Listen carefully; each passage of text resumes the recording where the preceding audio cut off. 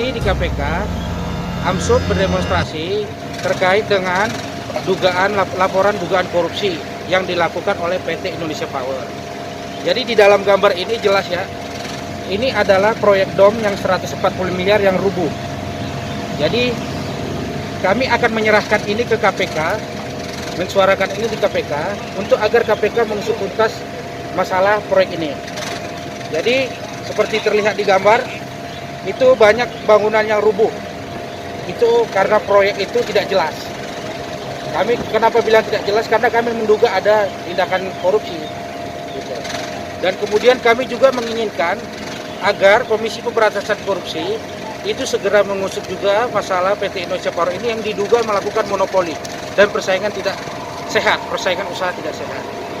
Kenapa kami bilang begitu? Karena juga kemudian kami punya data yang mana itu bahwa di sana di Sumatera Utara itu ada proyek yang mana PT baru datang masuk dari Pulau Jawa ini, datang ke Sumatera Utara itu mendapat proyek rehab, kamar mandi kalau tidak salah.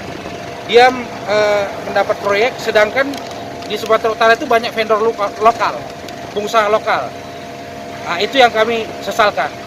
Dan juga terkait dengan gerakan kami di sini, kami juga menyampaikan agar perambahan hutan yang dijadikan areal perkebunan sawit oleh pihak-pihak yang swasta itu diperiksa juga.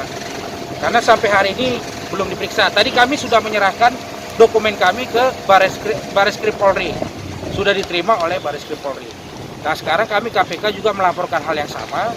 Kenapa kami melakukan ini ke beberapa penegak hukum? Karena kami ingin agar semua transparan dan terbuka, supaya ini dapat ditindaklanjuti segera.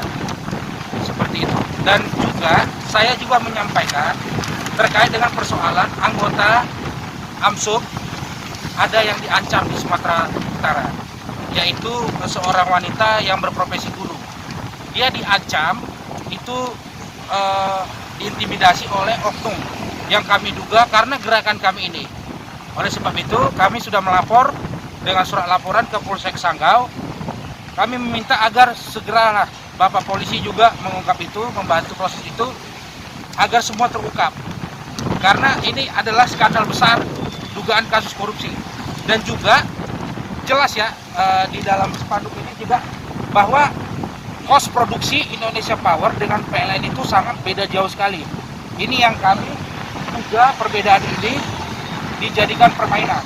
Kenapa tidak PLN yang mengambil alih proyek itu? Padahal outputnya sama.